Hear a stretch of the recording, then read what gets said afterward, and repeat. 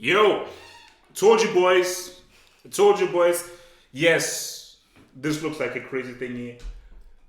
Forward has shrunk. For that consistency, you become Lionel Messi now. You become a midget. But you know what? You know what they say? Short people will one day rule the world. That's what they apparently say. Is that what they're saying? No. Well, listen, this Russian in my school called Artem, he just came up and said, you know what? Short people will one day rule the world. And I was like, okay, fine. Speaking of Artem, shout out Artem Lobov, MMA legend. That the GOAT, as some would say. But obviously, we're to talk about football, so. Bro. Because I do want to talk about Joshua Ruiz. And we need to. Guys, I don't give a damn whether it says half of football hot. I talk about anything the hell I want. And you mentioned it, and I want to talk about it. So. Two time. So, no, but, they're in. Chelsea, right? Chelsea. I mean, how does it feel for Chelsea to be back in the draw for a Champions League knockout? Like, it is an amazing thing where when they make that draw on Monday, Chelsea's name are going to be in the hat. How does that feel? That's just the feeling. It's just relief because I was confident we would be better than Lille today, but we just want to see a team in the hat. That's all that matters at this point. It doesn't matter about the performance, which was really good. It just matters about the result. And we got the job done. He made it a lot nervier than it really needed to be. But look, we're in the hat, and that's all that matters. And as we've seen, it doesn't matter who you are. The Champions League doesn't pay respect to your name. You can be Ajax, you can be Inter Milan. You can get sent down there. Speaking of Ajax. Speaking of Inter Milan. I'm going to go in. Bro. Don't worry. I'm going to go in. Like, this is going to be a lovely stream because this stream, I'm going to call this stream exposure. But before we even get in there, because we're not to talk about Sean Walsh. Thank you for the $2 super chat. Sean Walsh says, forward, get on FIFA 20. I'm waiting. Oh, my boy Sean Walsh. Jeez. So wait. Let me ask this then. Have you faced him on FIFA 20 before? Not FIFA 20, FIFA 19. We had a really good, you know what? No. Did you beat him, yes or no? We have a very even record. I think I'm up 1, but I'm only up 1. And the thing is, like, again, you have to play me to know this, but I'm one of the best people players that I know, period. Wow, damn, okay. But he's very, very good. One of the best that I've faced. So basically, out of the people within in the group, would you say that he's the second best then? Yeah, he would argue he's the best, but I mean, my head-to-head speaks volumes. But I'm getting into FIFA 20 now. I've only been playing it the last week or so, so it's alright. I've got to get used to it. And he's probably thinking, why am I ducking him? Because I haven't played him in a while. Look, I'm trying to get good at the game first. Give me some time. No, that's it. give me a week on that brick 20. Give me a bit on that brick for 20, and I will beat all of you guys. Give me a week, 2 weeks. Look at this guy. Get a load of this guy. Come on, bro. You know you've been ducking me. Give me you've a week. You've been ducking me for time on PES, bro. Look, bro, I've not paid PES since 08, bro. 08. That's a good 11 years. Going on 12 years soon. No, it doesn't matter. I just need one game to get used to it, and I'll beat you. If you've got the skill, you should be able to slot in after 2 weeks. So, but Chelsea, a lot of people already have come out and said that Chelsea should be fair. We're just easy with the wire. Oh, cool. So we say Chelsea should be fair for that because so they could get Bayern. Bayern are confirmed to come top. I believe Juve are confirmed to come top. They can't get Liverpool. They could get potentially PSG. So Leipzig. They could get Leipzig. Should Chelsea be fearful of Bayern? A team who lost to Mönchengladbach? And the team who lost to Bayer Leverkusen, should they be fearful? I mean, because Daniel tweeted out, oh my gosh, Bayer Leverkusen. So let me ask you guys in the live chat, should Chelsea be fearful of Bayern or Leipzig? Tell me. Personally, there's a team to be. Again, I mean, I see it completely differently to the norm in terms of how I view the Champions League group, in terms of how I view the knockout stages. But if there's a team to fear, quote unquote, it would probably be PSG. Me personally saying that. Everybody else, like, I think the teams really to fear this competition are probably Liverpool, I would say. But of course, you can't draw Liverpool. Yeah. Especially in a two-legged game. I think Liverpool are the best team by far in a two-legged game in Europe right now. But Anfield is an edge. Fortress. It is a fortress. They not lost there. Like Chelsea's record of winning, I think, over 95 games unbeaten in the league at home, Stamford Bridge. That's under threat by Liverpool, who are currently about 50 something. Like Anfield is a fortress both in Europe and in the league. But in terms of who we could face, who would be a threat, like. Again, everybody's top at this point in the competition. I think most people would want us to see us based at Leipzig, but me personally, I want the best of the best right now because, first of all, for the big Champions League night, it makes sense that I want to see these young boys get that experience and play at the Allianz, play in the new camp. Like a Chelsea PSG would pop off. Amazing. Chelsea would pop off. And Chelsea, I know that you still rate those clowns. Chelsea could easily beat. See, the team that I think Chelsea should fully try to avoid in the knockouts, I think it's. People will say that was not sorry. I think Juventus. Oh no, that's the team I want. I want Juventus. Why do you want Juventus? Lampard versus Sarri, bro. Come on. And I know especially for you because you will love it. Would you not love the banter of us knocking out Cristiano Ronaldo? You wouldn't love that. Plus, I think it'll be a great test because they got a lot of the personalities, a lot of the big players who have that experience, and I want to see them go up against us. I think it'd be a great counterbalance. Yes, I think as a play style, they're very good defensively, which will cause us issues. But honestly, like I think similar to how Ajax were able to outplay them last season, I think we could do a very similar thing. It's just about, I think for me, especially looking at today's performance and throughout this season, if we're gonna go semis minimum, which I think is a long shot, bro.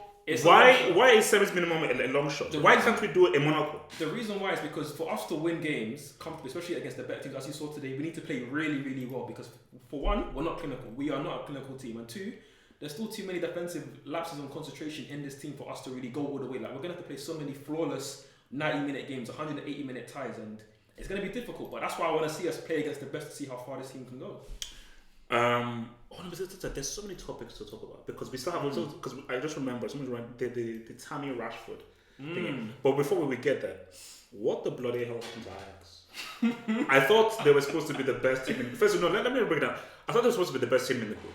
I thought that Ten Hag was supposed to be the most desired manager in the world. I thought Ten Hag was supposed to be this genius. Because remember, because you might know, because I spoke about this last season where they keep on breaking it up during the. At home, at the crib. Their bricks at the crib. So what do you think is the issue with these guys, man? I mean, obviously I didn't watch the game, I watched the Chelsea game, and I can only imagine that Valencia sat deep and caught them on a counter-attack, and I think Ajax, at home, it's almost like a mental block that they have at home. They're not able to perform as well as they are on the road, and it's crazy to me. Again, you're asking me what happened. It's hard for me to explain it because I don't know how I can lead to a team as bad as Valencia. Again, Valencia topped this group. And again, I know Lille finished with only like 1 point or something, but for me, in terms of just watching them as a team, Valencia will probably be the worst team in this group. It makes no sense how. That's why I need to see the footage of that game. Yes. But then again, like, even without looking at the footage, I've always said that for Ajax, and the issue with Ten Hag is that he is a slave to his philosophy to a default. They don't even know what a plan B looks like. So obviously, my thinking is that their tactic, which is only a plan that works very well away from home. But at home, it obviously just doesn't work. It obviously just doesn't work. That they obviously need a different tact. So, so for me, I mean, it's short. I cannot believe that Valencia won the group, and obviously Chelsea won the group, but that Valencia won the group, and Ajax will not be playing in the Euro. So basically now we need to go about the Europa League, and we'll probably get into these guys now. Ajax and Salzburg are one of the favourites. Inter Milan. Easy. We'll get there. No, you're rushing towards. You're getting there. Potentially, Atletico Madrid could be in there. Obviously, they're going to be joining like to Man United, Arsenal. That are in there. Salzburg. Now, I already gave my thoughts upon this, and I got a lot of heat when I tweeted this out. So I tweeted out saying that I've seen 12 minutes of Erling Haaland and his garbage. And then people were saying, "Oh, Chuka, you're so reactionary. How can you judge a player for thinking?" Some guys said, "Why are you bullying a 19-year-old and everything?" For me, you know when Ronaldinho was hyped up before you saw him, all you needed to see was, I remember when Dino was hyped up, "Oh my Dino, there's this guy that basically like does like no look passes and all that." I was like, "Oh jeez." All I needed to see was 2 minutes. I was like, "Oh, this guy's amazing." All I needed to see was 2 minutes. Even before we came here, we talked about Martinelli. Yeah. All I needed to say, he was like, "Oh no, there's something about this guy." I saw 12 minutes and I just looked at a tree trunk from the beaches of Scandinavia. That's it. I'm just gonna be real. Homeboy ain't now good. You're being harsh, bro. But I get where you're coming from because for me, I feel like you don't need too long to see how good a player is. But also at the same time, in 12 minutes, you can't then justify that, okay, this guy is a garbage player. I think that's going a bit too far. I feel like with young players, yes, not everybody's going to be watching every single game from Salzburg this season, but you want to see what the guy's like. Yes, he scores a lot of goals, but for me personally, when I see him, I don't see somebody who's a generational talent or the next best striker of the generation, but also I'm not seeing enough to say that he won't be that. You just got to give it time. I can't be as talking absolutes as you can and say that he's definitely not going to be that guy. I feel like there's an opportunity for him to improve. I'm telling you, he won't be. The reason why I say that, okay. Save this video. He won't be. He won't be. The reason why I say that for two reasons. First of all, a lot of top strikers in world football right now, were they balling at a young age at 19? Probably not. Lewandowski, did anyone know he was at 19? No. Luis Suarez? No. Harry Kane? Definitely not. But even my second point, which is onto someone like a Harry Kane, when you saw him at the likes of a 19-year-old, 20-year-old, nobody really thought he was going to be one of the best strikers in the world. And even if you watch him, if you just wait. I think we're getting breaking news. Oh no. So breaking news, look at the live chat, breaking news. Oh no. Ancelotti has been sacked. So Napoli went through. They won 4-0, didn't they? Yeah. So guys, is this actually true? Has Ancelotti actually been sacked? But you know what that means? Someone's had a phone call. Not PSG. Arsenal. Because if he used to get sacked at this point. But then why were they talking to Marcelino? Then they're talking to Marcelino. I mean, we saw even Everton were talking to Emery. Everyone said that, yes. I think naturally, a lot of teams, they'd like to have conversations with managers just to get a gauge of what they think about the team. So wait. How do you win 4-0? You've gone...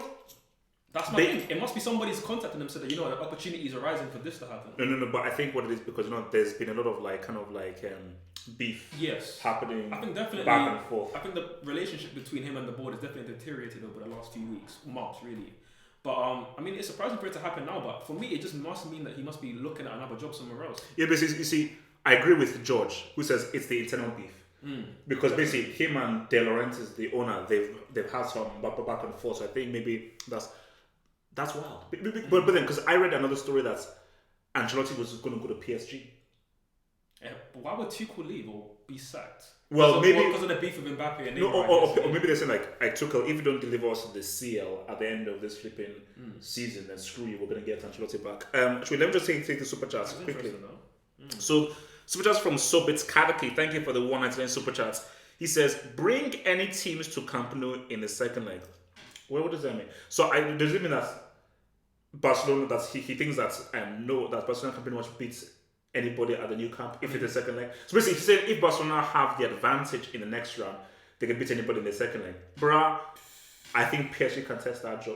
If Slavia Prague can get a draw, I think PSG can test that draw, and Liverpool can test that draw. I think there's teams out there who won't fear the prospect of going to the new camp in the second leg. But having said that, if there's any base that you don't want to go to where you need to defend the lead for 90 minutes, it's the new camp, and that is a tough place to go. Man. You see, people are now saying Ancelotti to Arsenal. Nah. Why not? Why would Ancelotti go to Arsenal? Oh, okay. So I saw it from the Arsenal perspective, which is they should definitely go for an Ancelotti. No, yeah, they should. But I'm thinking just from the objective perspective, as the manager.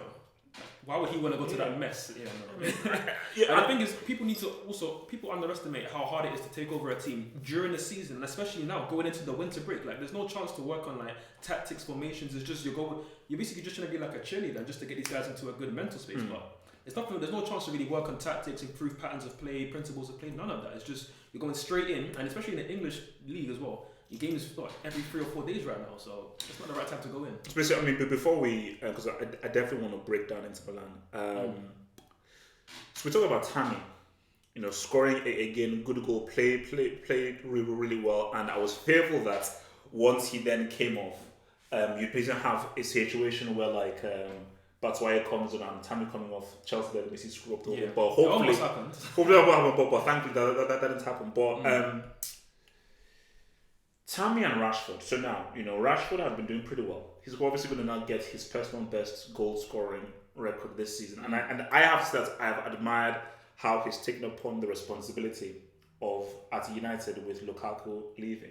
But if you're comparing the two, who is the better player, Tammy or Rashford? I've always said you can't really, in fact, you can compare the two because you're comparing football players. Yes, but are they both strikers? Is that what you're saying? Because they're not both strikers. Normally you compare Abraham to another striker, which you would. And if Rashford playing as a striker, Rashford is trash as a striker. That's where the name Trashford came from. He's absolutely awful as a striker. He's not got the right poaching instincts. He's not a great instinctual finisher. He's not great at finishing when he has time. But what he's really good at, in fact, what he is good at is his instincts. When he's able to just run and when he's able to face the goal. With his back to play, he's not really a great forward. So the point I'm trying to make is as an inside forward, Rashford has flashes of being world class. For me, if you reminds me, yes. Again, he's a moments player. For me, he's a very streaky player. As our good friend Terry Fields would say, he's a purple patch player. That's literally what he is. For me, very good player as an inside forward, but as a striker, no. And if you want to compare him as an inside forward to Abraham as a striker, It's nip and tuck. It's No, close. okay. I will still take Abraham though, just because I think he offers more than just being a poacher. But He's got a great link-up play, and also he leads the line very well for Chelsea, very well. And Rashford again, this is my thing as well. People say, "Oh, this is the best form of his career." He also had very similar form at the back end. In fact, in January, February of last season when Oli came in, he has these moments where he looks world class for 5 or 6 weeks. But then can he keep it going? We'll wait and see. But in terms of just ability, just footballer, like, who would you say is a better football player? So let's say you're just like a coach and you just saw them playing like in a kick around thing like that. So, I think this guy is just overall a better footballer than this guy. Who do you think overall is a better football player? I think definitely Rashford has more technical ability, more natural ability in terms of he has his raw pace, his skill, his flair. Pace! But power, when it comes to actual, like, is there going to be consistency to his play coming in the next few years going forward? Because right now he's got like the mantelpiece of being the main guy for Man United right now, especially with Pogba being out. Let's see if he can hold that burden, because that's a heavy burden to hold for a team that's been on the decline for many years and they want to get back to being a Champions League team, a Champions League winning team. So we'll see. But for me, yeah, Rashford's probably got more technical and natural ability, but I'm still taking Abraham over him just because Abraham's got more to his game as a striker, and I think he's going to be more consistent. So who do you then say has the bigger potential than, like, in the future, let's say 5-6 years, has a greater upside? Again, I would say Rashford, not now, because if Rashford was able to hold in these last 6 weeks and make that consistent, then you're looking at potentially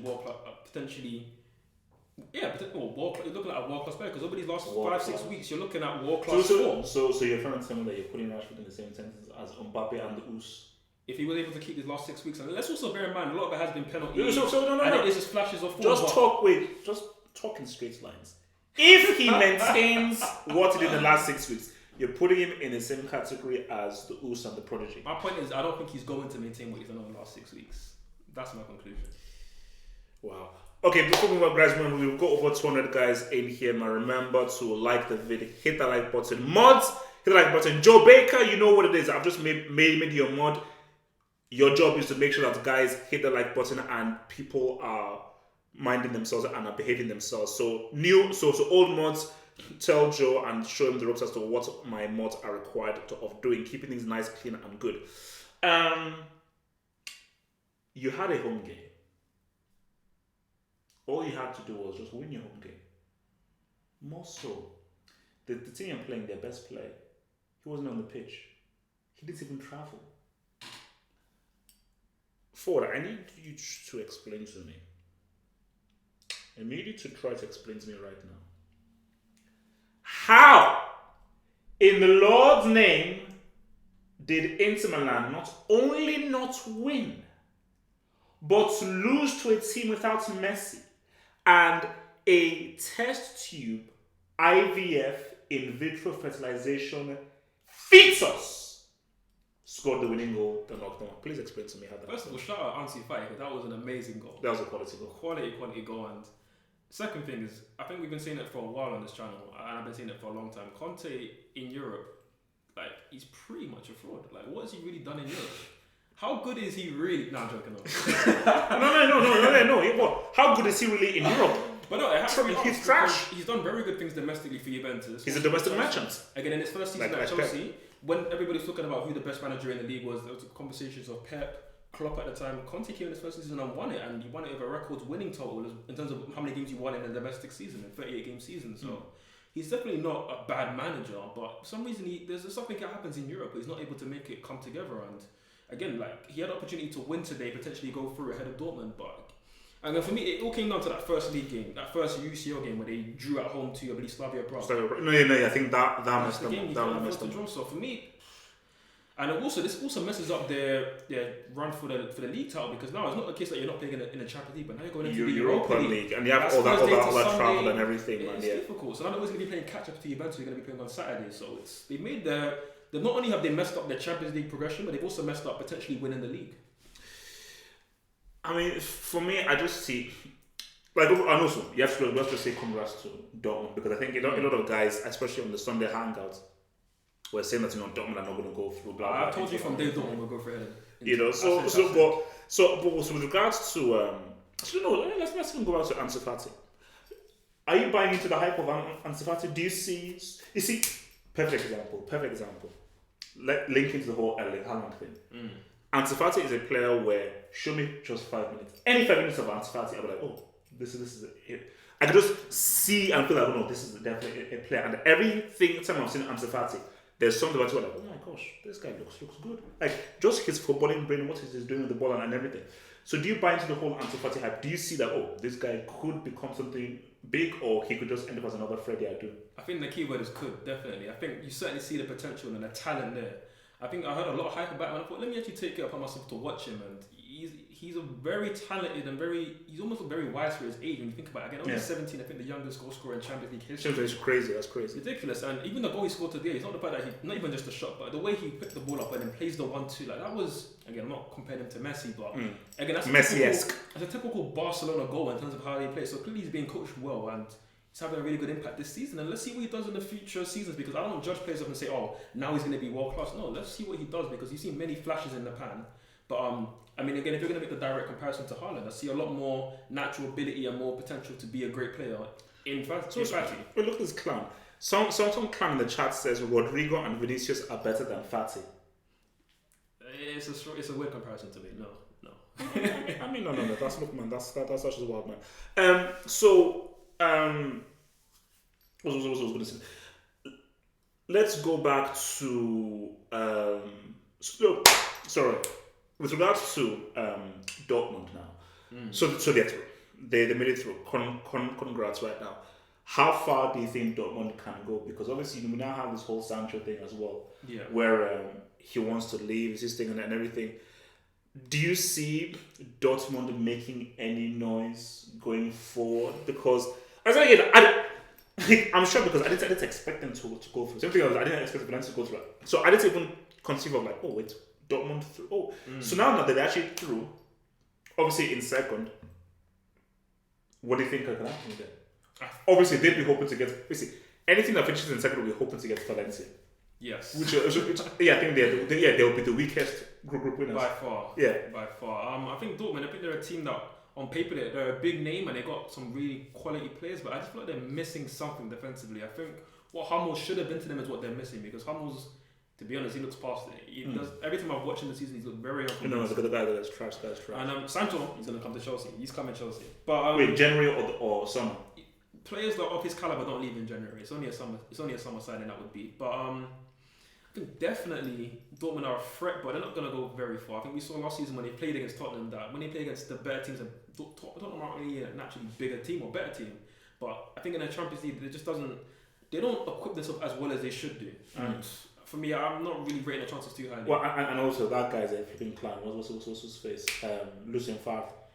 Clown. Yeah, the guy was the best right now. Yeah, no, I mean because I think there is a really good team there, but I just do believe that they need a better coach and a better manager. Like, look, obviously Dortmund, they've lost so many players. Because I say to myself that if Dortmund kept that core, like of Lewandowski, Mare, Götze, Kagawa, they would have won a Champions League eventually. For me, as good as this Liverpool team is and Klopp has, and this is a damn good team. For me, one of my best teams I've ever seen was Klopp's Dortmund side. Yes. That was an amazing team. And for me, I feel that they were just a better football team than this Liverpool side. The Liverpool side are just much more efficient.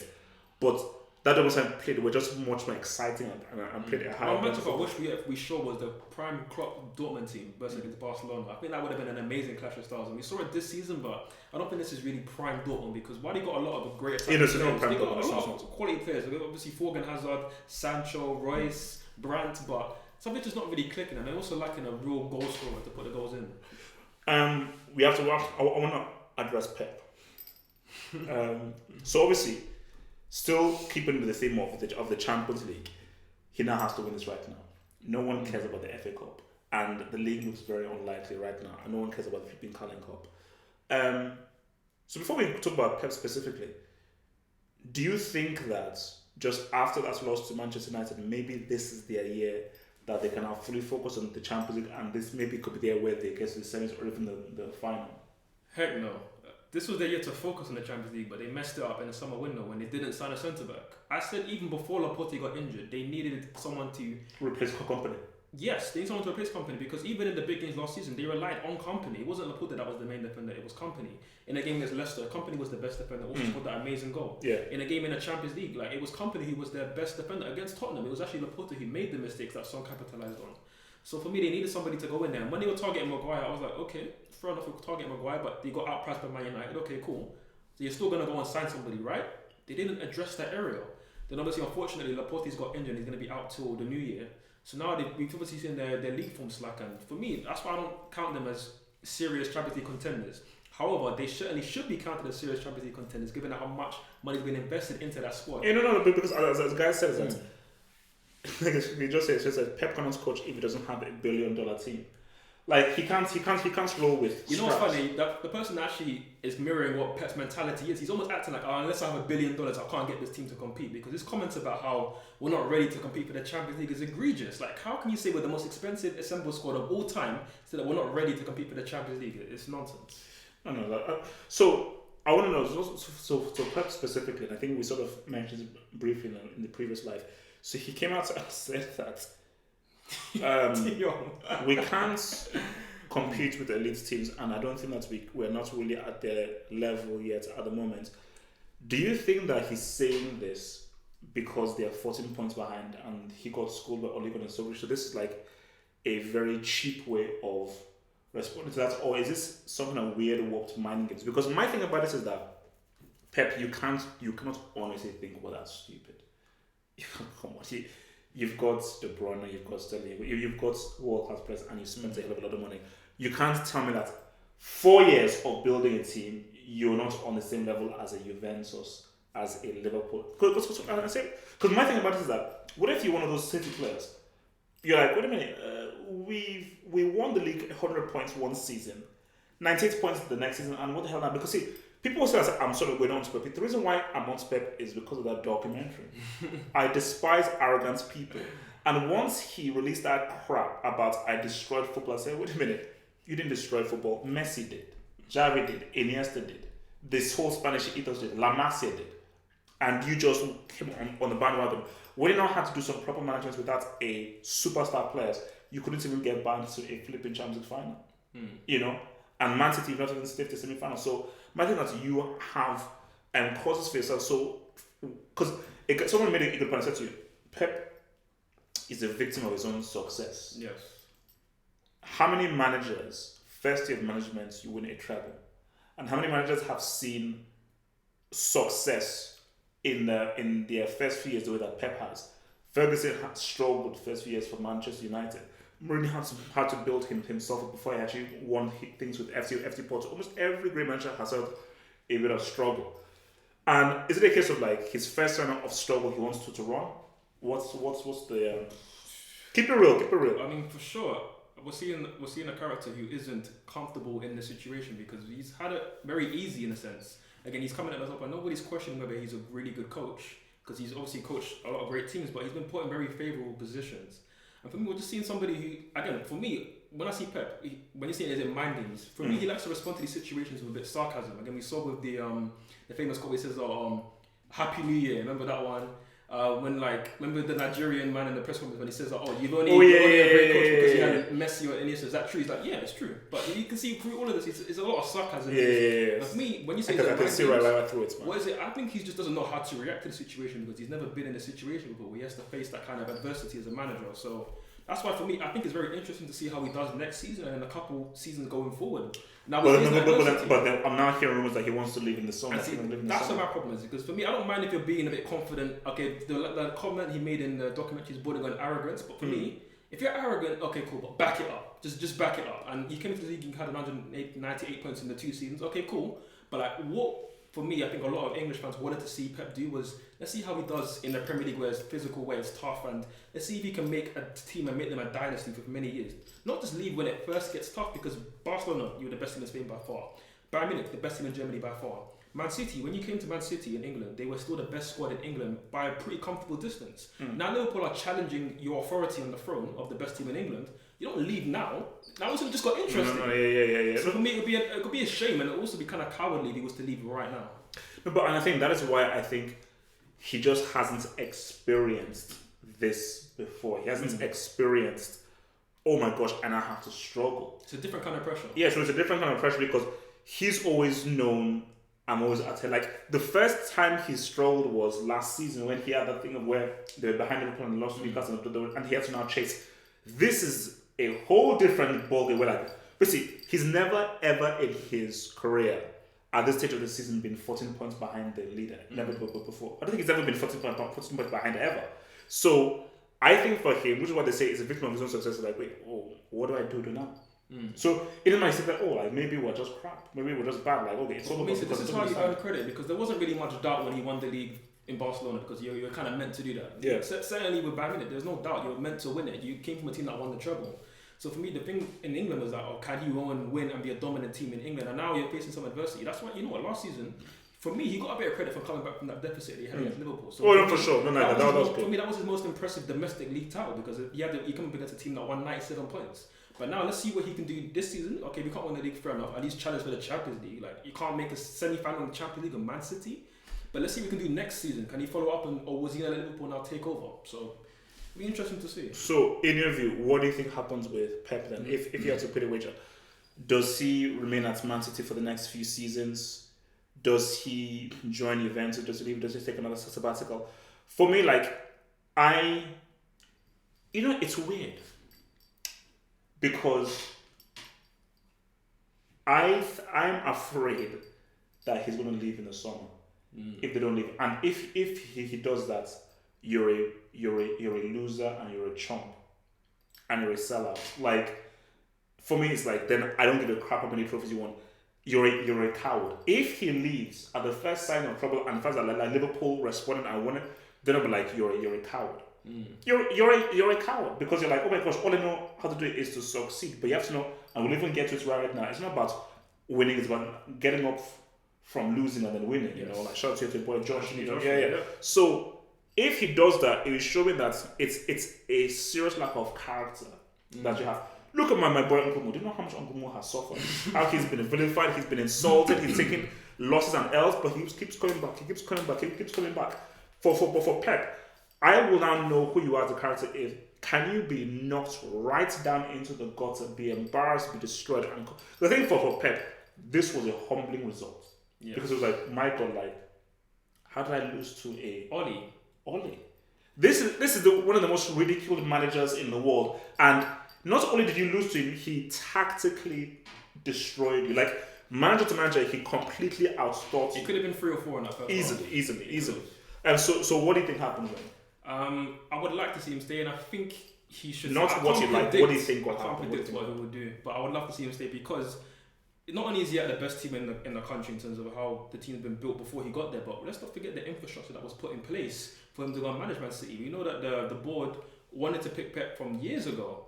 So like the team that team was built, that club was built around Pep being the manager there. So for me, he has to stay. And ultimately, do I think he'll stay? I can't predict what is inside that man's head. I just know that for me in life, you get judged on how hard you can get hit and then get back up. It's not about how hard you get hit, but it's how hard you react to it and how you can get back up from it. And I would love to see how Pep can react to this adversity he's facing in Man City. So I'm gonna be optimistic and say he stays, and let's see what happens. He better stay. That's what I'm saying. Let's see the super chat here. So from Silver Spring. Thank you, Silver Spring, for your $5 super chat. So Silver Spring says, Cruyff said, if plan A doesn't work, plan B is to execute plan A better.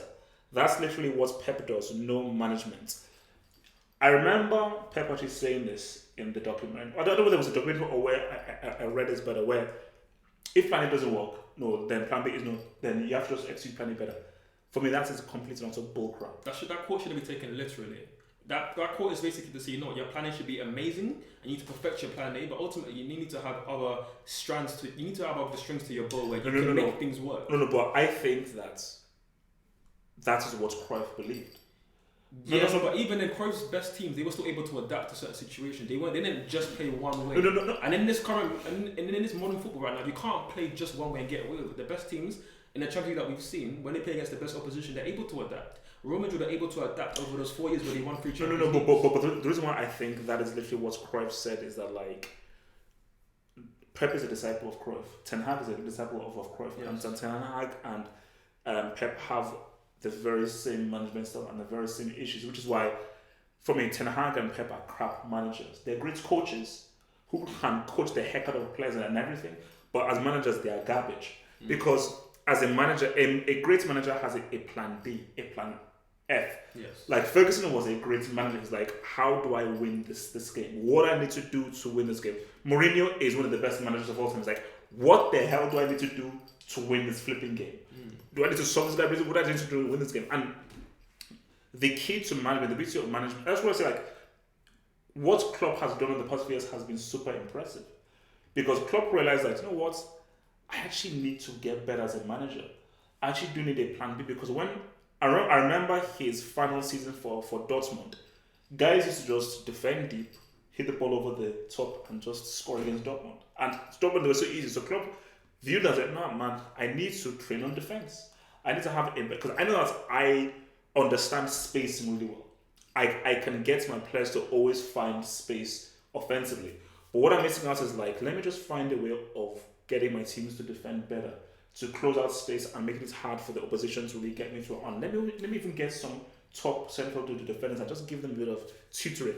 And by doing that, he's become one, arguably you would say as a right now, Klopp is the best manager in the world. Oh, definitely. So the issue now is for Pep. I'm not sure whether, because he's such a disciple of Cruyff and he has lived his life so much, and even more so, the biggest issue, he's had so much success with it that he's like, wait, why the hell do I need this to change? I got 100 points, 98 points, I won the treble with these guys, I won the league every single binding. Why the hell do I need to change? So, I mean, the point I was going to make was actually to compare him to Klopp, and the reason why I was going to say that Klopp is the best manager in the world is because while he's done, again, he follows that principle to a degree, which is I'm going to try and perfect my plan A so much that it can't be beat. Again, the best teams in the world generally have a very good plan A that can beat most teams anyways. But the very best teams, the elite teams, when their plan A isn't able to work because the team's counted it so well, I can then go and revert to plan B and I can make it work and we can make the right adjustments in the game. Again, for me, management is about how you can make the right adjustments in the game. Coaches, yes, you do a great coach of coaching them on the training field and making you make the right tactics to get the best result on the day, but ultimately, what changes can you make in the game to improve the situation? And for me, that's what Klopp's able to do and hasn't been able to do recently. I think the one time I really saw it was against Chelsea, where he kind of let us have the ball a bit more and he kind of hit us on the counter-attack a bit, like more with obviously their pace and obviously the Bruyne on the counter-attack. But really, other than that, I've not seen too many more strings to his bow. I've not seen Pep really do much more with this Man City team, and right now they need to be evolved. They need to change into the next evolution where they're able to do different things on the football field, because right now they're being exposed. yeah, I mean, and I just basically for me, like, this is a big season for him in the Champions League, because I just think, like, with every season that he doesn't win it, I think more questions will be raised.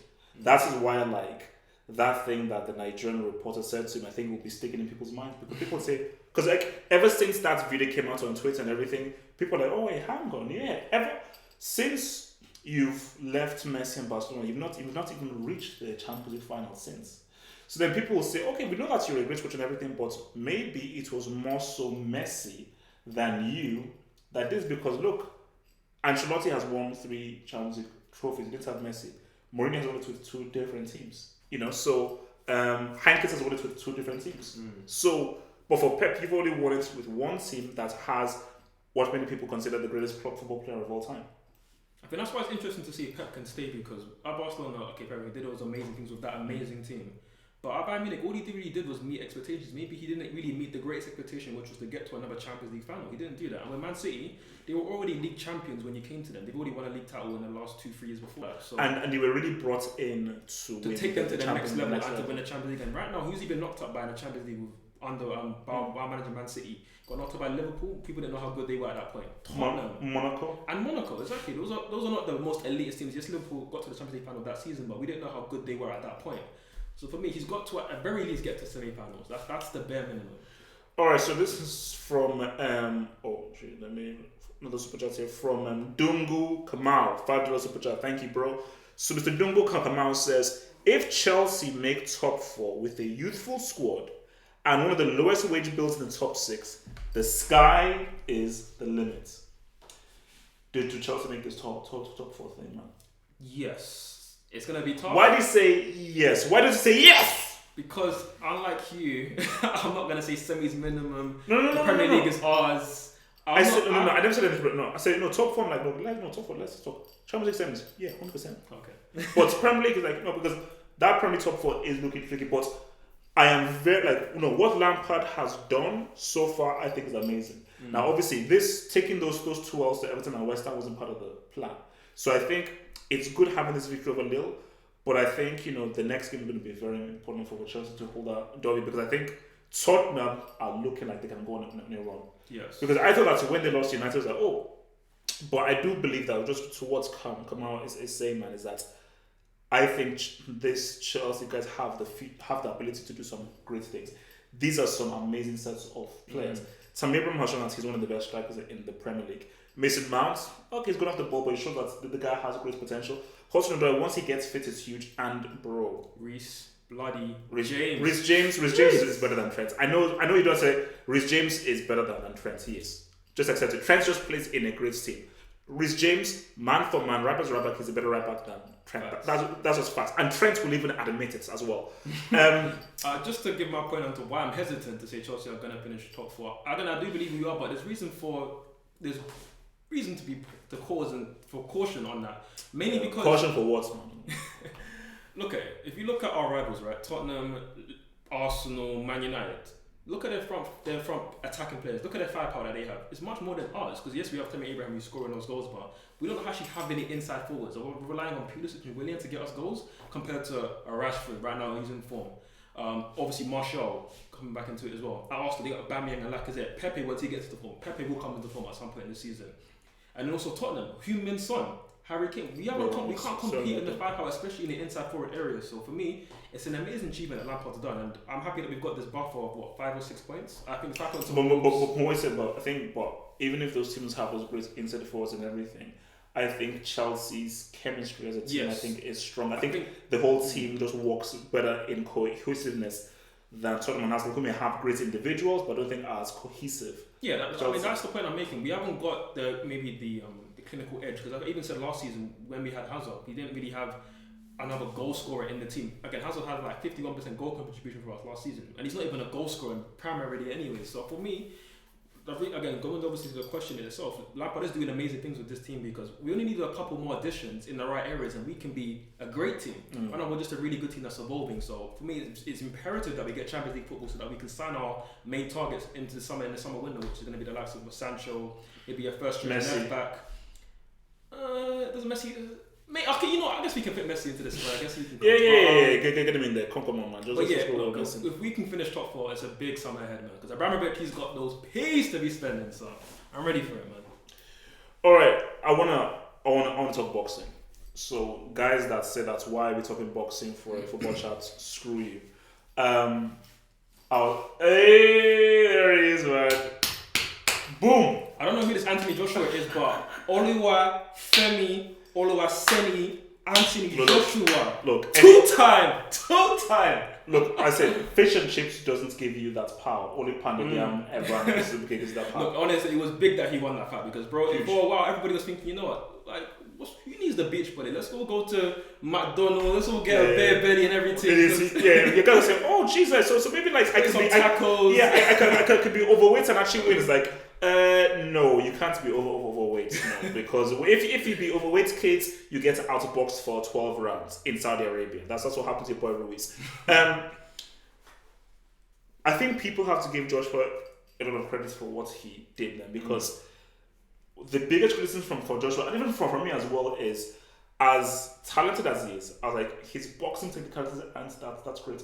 That's why, and we'll get to it a bit later, that's why I don't think he can beat a Tyson Fury. Tyson Fury is just he's a very good boxer, he's just very unorthodox. I don't think he gets into your head too much. But I was very impressed by, because as soon as I saw him slim down, I was like, okay, he's from boxing now. He's shedded the whole big body look, and I'm gonna knock you out, and I'm just gonna box you now. Isn't that a risk against a guy who is a more experienced boxer than you? But what was shocking was for 12 rounds, homeboy just completely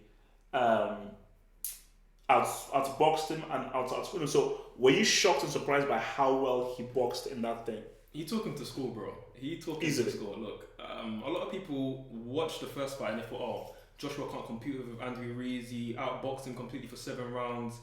And then they were questioning Joshua's pedigree, saying that, oh, yeah, he's an Olympic gold medalist, but he hasn't got the same amateur record that Ruiz has. And for me, I just thought this is just such blatant revisionism. Now you're looking at it, now you've seen the evidence of one fight, but for me, and I always compared it to the Lennox Lewis Ian McCall fight, which was one punch knockout and everything changing. But for me, Joshua had that one punch knockout moment in the 3rd round where he got hit on the temple, knocked his equilibrium, and from then on he didn't fight the same. We even saw at the end of the 6th round, he said that, why am I feeling like this? You could tell he wasn't all there mentally. So, and also people forget, this was a short notice fight. He was meant to fight Jerome Miller, the loud talking New York guy from New York. And that was a fight he was hyped for, because that was a fight that someone... But he didn't go for PDs or that. Bro, he didn't take PDs, he took all the drugs. Oh, wow. All the steroids, it was mad. It was mad. So did he think that he was not going to get caught by just sniffing glue, sponsoring and everything? I'm like, what the hell? Bro, he didn't piss hard. He was pissing mercury out of his system. It was that bad. Oh my god.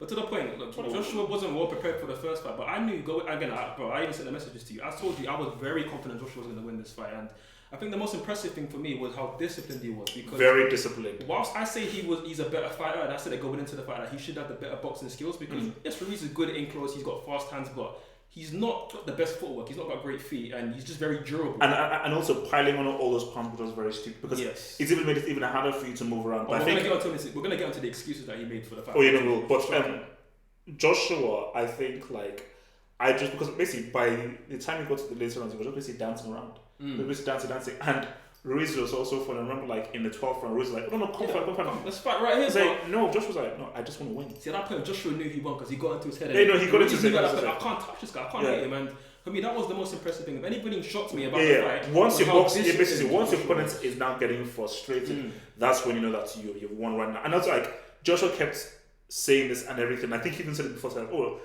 The sweet side, the sweet side. Yes. Actually, boxing at its core is what Mayweather did. It's about, I'm going to hit you, you're not going to hit me. Now, the regular man on the road likes the knockouts. Especially, that's what we come to see the heavyweight exactly, division and for. that is why Mike Tyson is arguably one of the most popular boxers of all time. But really, at the very core, what you're talking about, the coaches, is basically, that's the whole point of Olympic boxing. Yes. It's about, getting those points and everything. So, as an amateur, you're taught from the very beginning, punch, don't get punched. And hit it as many times as possible. Make sure that you don't get so punch evade. One of the best at that was Peak Roy Jones and now Canelo Alvarez. Canelo is amazing as he'll punch. As soon as he punches, he evades the punch. He's incredible. His last fight against Kovalev, that was very impressive. Upper weight class as well. But I think the most important thing that I want to say about this fight for Joshua was, while obviously a lot of people wrote him off technically as a fighter, but a lot of people question his mentality. You even question it in your video, which also I will admit, I wasn't sure how he was handling the loss. Yeah. Because he wasn't, because a lot of fighters, you'll kind of see they'll be naturally very emotive, they'll be, I'm so disappointed, but I'm going to make sure I get the win. He was even talking about in the build up to the fight that, you know what, if I lose again, I'm not going to retire, but a lot of fighters, they don't mention it. They don't even give any thought to the idea that they could lose a fight. So people question his mentality for right reason, but I think what was so great about this fight, that he showed that, you know what, I can compete at this level, box this well to a game plan, and stay that disciplined, because as much as he was the better boxer as he proved, it's still difficult being trapped in there for 12 3-minute rounds, for 36 minutes of a guy who's already knocked you out. So to overcome those mental demons, to be that strong, it was a great performance. That's why I'm so proud again. I know why I keep saying Joshua. I'm so proud that Oluwafemi Olaseni did it for the man. Oluwafemi, get him in there. So listen, I'm just taking hella W's now lately, man. Come on, man. Let's get this super spot chat in, because it's actually related to the boxing thing. So, and listen, this is a nice one. So from Erhan Aksu, thank you for the £2 super chat. So Erhan Aksu says, AJ, Wilder, and Fury, who's the best heavyweight? Easy answer. What was an easy answer? Easy answer. Who? Tyson Fury. Yeah. Easy. No, okay, wait. Let me say this off, because let me just talk about each of them, because I think, and it's very, very easy. AJ has knockout power and is a quick developing boxer, and I think he's a great talent. He's a great talent who has sort of really just fast-tracked his way into stardom based on just how talented he is, but he's still learning. Wilder isn't a very good boxer. Technically, his boxing skills are not great. But bro, you're being kind. He's a brick as a boxer. Yeah. Okay, fine. He's a brick. It's just as I don't want Wilder to find me and basically punch my brains. Because he's the most devastating brick you'll ever see. One punch, boom. But basically, as anybody who's obviously, I know a lot of you guys are anime fans. He's Saitama. Like one punch. Yeah, it's ridiculous. I think I'm going to say that people say, George Foreman, Tyson. I would say he has the the biggest knockouts punch in boxing history. I'm gonna say For that. me, it's between him and Ernie Shavers back in the day, but it's close. But I'm not gonna say what. Thing with Fury is that Fury has been boxing forever. Like I remember I was watching, I think it was his interview with Mike Tyson or even earlier. I was watching a documentary with his, and he said like he comes from a lineage of fighters. So literally all he did his entire life is fighting, and he just has a natural affinity for boxing. And the natural affinity that he has for boxing is what AJ and Wilder do not have. Coupled with the fact that he's very unorthodox, coupled with the fact that he's so strange, and trust me, in boxing, I think we've even talked about this before, a lot of it is mental. Yeah. You almost beat your opponent before you even get into the ring. And I think that when it comes to those press conferences, those faces and everything, Fury beats you, or he sort of half beats you before you even get into the ring. He will, like, for me, I'm not taking anything away from like AJ's mentality and everything, because I know he's strong mentally, but Fury would get into his head for sure. Fury would 100% get in his head. So, and I just feel that if when all is said and done, I think Fury ends up with all the belts. Yeah. And whether you like him or not and everything, because I believe February Fury will beat Wilder. And I think that once AJ now sorts his things, Fury will be like, look, let's do this. So maybe by the fall, you'll have Fury, AJ, and as much as you may not like it, I think Fury beats AJ. Okay, that's wishful thinking we're going to get the undisputed fight in the fall. Yeah, true, yeah. No, in boxing, because boxing is trash. It's just too political, man. I mean, for me, it's I'm a UFC it's guy. trash. Yeah, I'm a UFC guy. One belt in one division, and the best fight, the best all the time. Like, and don't get me wrong, it's a great model for making money, and it's a great for like on Anthony Joshua. He's able to make 85 million this fight and have a couple mandatory defenses, and he can like kind of build his record back up, build a confidence that he's found obviously in defeating Ruiz. But it's not great for the spectacle. Us fans want to see the best fight, the best. But I mean, Levi just said that he believes that Frazier, Foreman, and Tyson had more power than Wilder. Not more power. They were definitely better. Frazier? No. Frazier was a better boxer, but Levi, I don't think Frazier was. Bro, you see what Wilder did to flipping what's his name? My Cuban man. Ortiz, Lord. Yeah. Okay, to be fair, Luis Ortiz is like 75, bro. But even still, having said that, again, those guys you mentioned in there, Frazier, Tyson, they were great punchers. They had power, but they weren't one-punch knockout artists. Wilder isn't hurting people and then finishing them. He's one punch and you're done for a lot of his fights. Now, the reason why I'm saying it's easy that Tyson Fury is the best heavyweight in the world is because we saw what he did to Deontay Wilder off of like 3 years of just drinking, smoking, depression. Bro, he came back and he completely scored him. Yeah. I think for anybody who wants to know how funny, like for me, again, I'm an AJ guy. Everybody knows this, but Tyson Fury is one of the most funniest sports people in the world. Like if there's anything you want to see to get into the mind of Tyson Fury, entertaining he is. Watch the gloves are off between him and Deontay Wilder. You have like the American version. Yeah. And like, bro, if you've ever seen if you want to find the definition of the word triggered, he got Deontay Wilder so triggered, rattled. He messed him up mentally in that. Yeah, he got him. And for me, like obviously on a mental aspect, he's again it'd be a very interesting dynamic between him and Joshua. But for me, he's on a mental capacity, he's just above these guys mentally. Yeah. Technically, as a boxer, much better. It's not as much power as these guys, and probably Joshua's like in between in terms of a balance of Wilder's power and Fury's boxing technical ability. Not as good as both in those areas, but he's more of an in betweener. But where Fury trumps all of these guys is he's got the mental edge. Also the physical edge in terms of the fact that he's 6'9", he can keep the jag out, he's got great face. So you don't think either Wilder or Joshua can get a good look and knock him out? Because Wilder got that good look. Yes. And I think, is that the first time Fury has been dropped? No, he got dropped by Cunningham, I believe, a few fights ago. But again, for me, I just feel like Fury's a guy who fights to the level of his opposition. He doesn't really he raises himself to the competition. So his career best performance was against Vladimir Klitschko. He was a long-reigning champion of the heavyweight division. For me, I think Fury, while he rose to the competition of what Wilder was at that time when they fought earlier this year, you got to bear in mind now, Fury was off of like how long that he spent outside of the ring. He blew up so much in weight, it was ridiculous. And even when he fought Wilder, he spent most of that training camp just working on basically losing the weight. Now he's got a training camp where he's already had 2 good fights in between, and he can focus on actually his boxing skills. For me, and also now he's also got Wilder's timing down. Yeah. There's even a chance that he could knock out Wilder in the rematch. Personally, I think he's going to win a decision, and as long as he doesn't get robbed, he should be. No. But someone just mentioned this, and people have been talking about this right now in the live chat. AJ and Wilder, who wins that? That's the fight. Now, That is the Basically, fight we want to see. See, for me, that thing is like, I think Fury, I'm taking Fury over AJ. I want AJ to win, I'm taking Fury over AJ. I'm taking Fury over Wilder. Wilder, Joshua, I think that can go either way. Because for me, I think that Joshua can outbox Wilder. But even in the Ruiz fight, Joshua got hit. Yes. And Joshua isn't as good at evading punches as Fury is. Fury is very good at just being Wilder and not really getting punched. And if Wilder hits you, so for me, Joshua can't box how he boxed against Ruiz against Wilder. Yes, no. You'll probably, like Ortiz, you'll win the rounds, but eventually you'll get caught. You're not as slick defensively as Fury. Yeah. However, what Joshua has that Fury hasn't got is the knockout power to knock out Wilder, which is why that's the fight I want to see. And honestly, that could go either way. Personally, I'm going to probably just side with Joshua just because, I'm a Nigerian, obviously, and I'm backing my guy. But really, if you look at it, Wilder's not fought that many great elite fighters. Joshua, who's fought almost half the amount of fights, has a much better resume. He's fought more world champions than Wilder, who has 40 fights. I think about it all the time. Wilder's only like 9 fights away from the legendary 50-0 record. But really, who has he fought? Nobody. So for me, I would love. I'm the one who's seen that Wilder has been the one ducking the fight. He's not been the one. He's the one ducking the fight with Joshua. He said he offered him 50 million, but it's all fake news. So you think Wilder is ducking rather than Joshua? People say for right now, definitely Eddie Hearn is trying to keep Joshua away from the PBC guys because they've had their scared and now they don't want to risk it. But before, Wilder knew he could have had the Joshua fight and he really should have took the Joshua fight. But he didn't want it because they wanted to build himself up. Even his own manager and promoter said that when they had a chance to unify the belts against Klitschko, they avoided that fight because they said Wilder wasn't ready.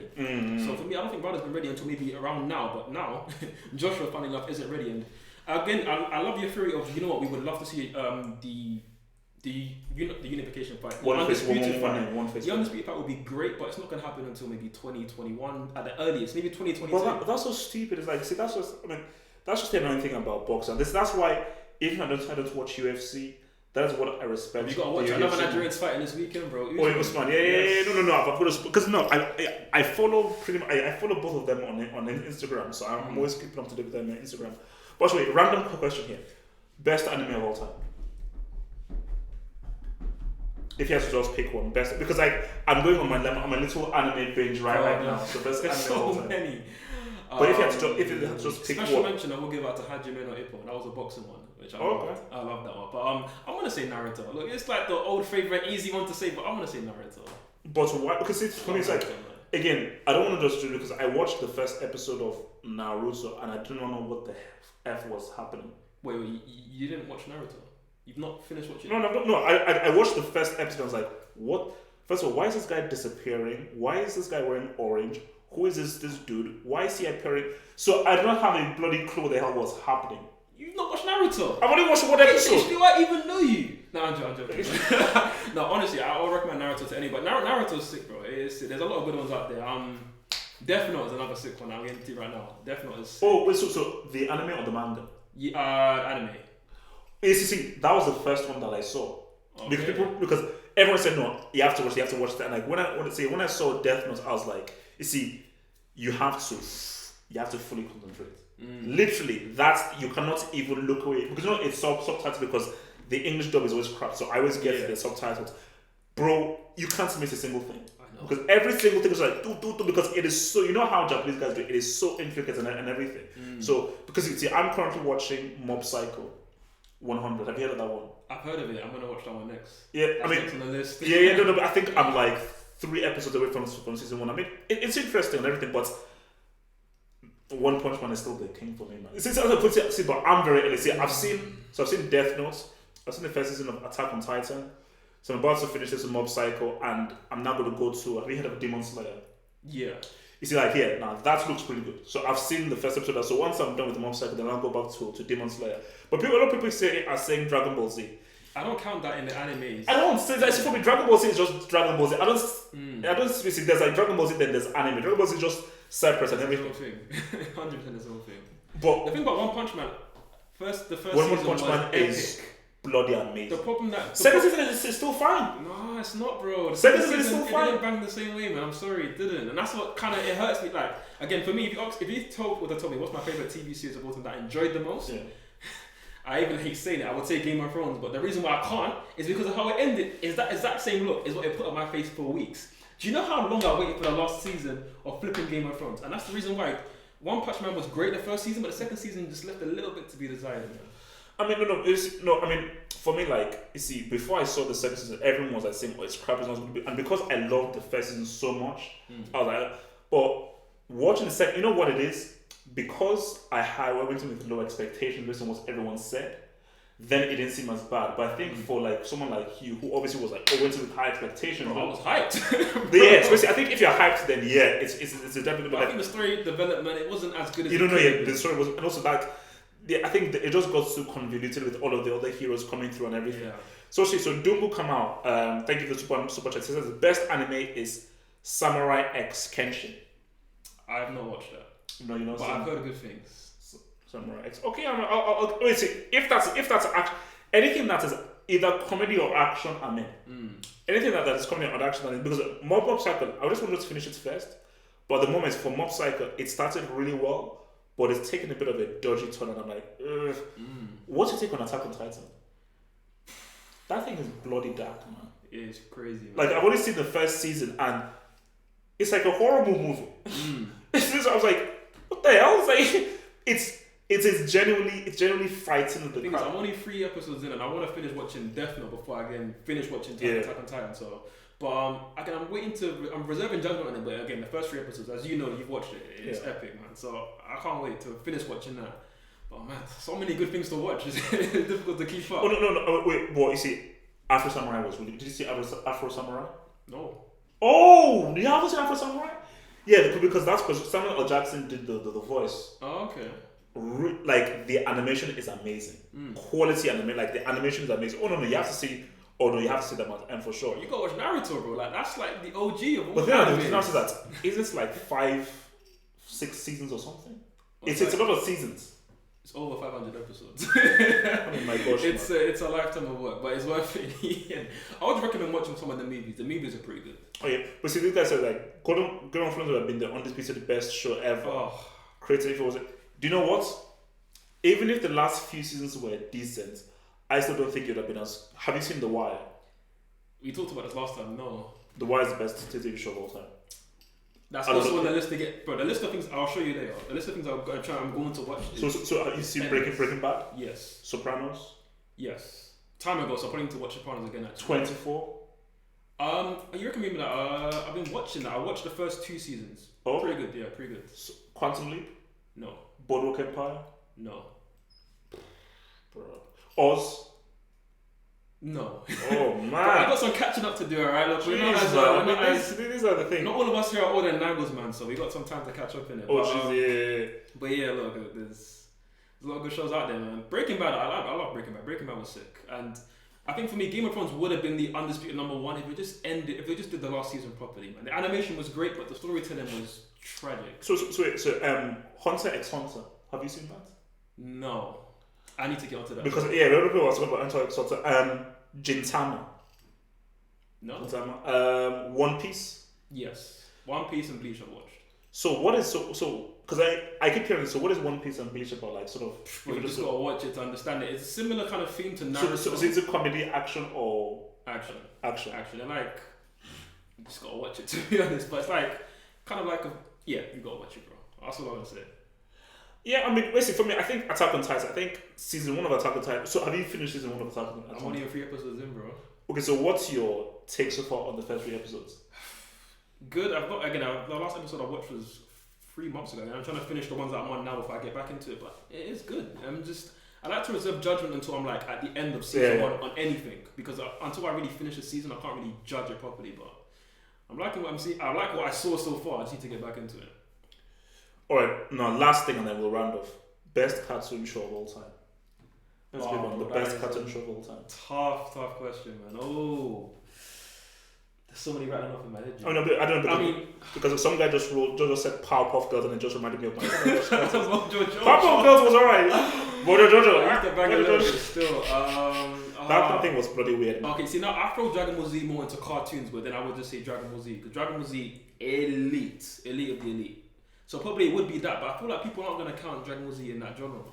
Bro, did you ever watch Tom and Jerry? Who didn't watch Tom and Jerry? Bro, Tom and Jerry. See, that's the old classic. That's the classic. Tom and Jerry. Do you know what?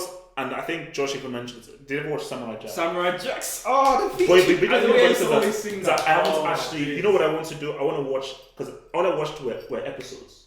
I've not actually watched it fully from back to front, and that's what. Have you seen Pulp Fiction, the film? No. Okay, then, because basically there's a character in Pulp Fiction, black guy, who does the voice of Samurai Jack. So that's like a little bit thing in there, man. But my dream definitely when I grow up, have my kids, we're gonna go through all the favorite cartoon shows that I enjoyed as a kid. Want to make them enjoy them. No. So basically, guys, see, Ben 10 was after me. Ben 10 banged. The original Ben 10. Yeah. Ben 10 was after me. I always found Ed and Eddie weird. I thought it was jokes. It wasn't a comedy, really. It was weird. Like for me, I was like, I don't understand. You know what? Underrated. Courage the Cowardly Dog. That was quality. Underrated. So quality underrated. See, I hated the dad a lot, which meant that I was invested in the show. No, that's what's so good because I think it was like it was really dark, very edgy, and like because I remember like watching, I was like, man, this just seems very different from all the other shows. And I think I was always drawn more to much more darker, edgier cartoons. And that thing was so flipping edgy, man. So obviously SpongeBob is obviously a big favourite. You know, I've never really got into SpongeBob. No, SpongeBob bang, bro. I just it's never really clicked with me. So when I look at SpongeBob, like, well, the Krabby Patty, you were a big fan of the Krabby Patties, bro. No, man. I like the concept of it. So you're not going, Transformer. See, if I was to pick one cartoon show, Transformers, man. See, I didn't get much into Transformers. Transformers, bro. Especially those Transformers toys, bro. Because Optimus Prime was the prime. The beauty about Transformers was it was the perfect kind of, especially for kids, of teaching you of good and evil. Because the Autobots were like, if we work together, we can do our thing. The Decepticons were actually stronger than the Autobots were like, we don't work together, and they're just much more individualistic. It's just like, if you're strong as a team, you can go through. Guys, it's been ending the stream. It's been swell. It's been good. Remember to follow your boy forward right there on that stream and so forth and everything. And remember, today's Tuesday. So yeah, there will be the Half Hopscotch movie show. It will be happening on my other channel, Half Hopscotch, on Wednesday. We'll talk about the best films of the year, Golden Globes and all that kind of crap, and maybe some anime. I'll try and finish Mob Cycle before then. So guys, it's going to be good. Chelsea, and remember, so Monday I will be doing a live stream of the draw. Hopefully that's going to be happening in the afternoon. So we're doing a live stream of the draw on Monday. You want us to get Bayern Munich? If I had to choose, see, Leipzig is tricky, but I would say Bayern. But see, Leipzig look like these guys know what they're doing. Bayern just looks like they're there for the taking. Yeah, Tottenham gave them issues before. Obviously, they got absolutely eviscerated 7-1. But for me, if I had to choose, Bayern will be there for the. For me, for the storyline and for the banter of it, and because it's a big game, a big game to go to, it has to be Juventus, man. Come on, sorry, back at the bridge, love you. So basically, if it's Juventus, do you think Chelsea beats Juventus?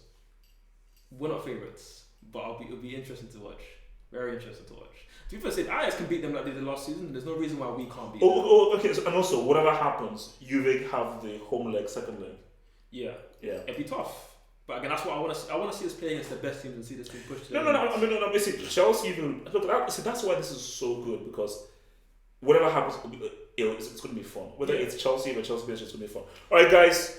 Peace out. Remember to like the vid. If you're new, remember to subscribe to the channel. And remember to check out obviously the official website, halfoffootballhut.com. Links all below in the description box. Peace out, stay strong, and we're out. Peace. Maybe one thing. It's so nice. I had to do it twice. 2 times. 2 times.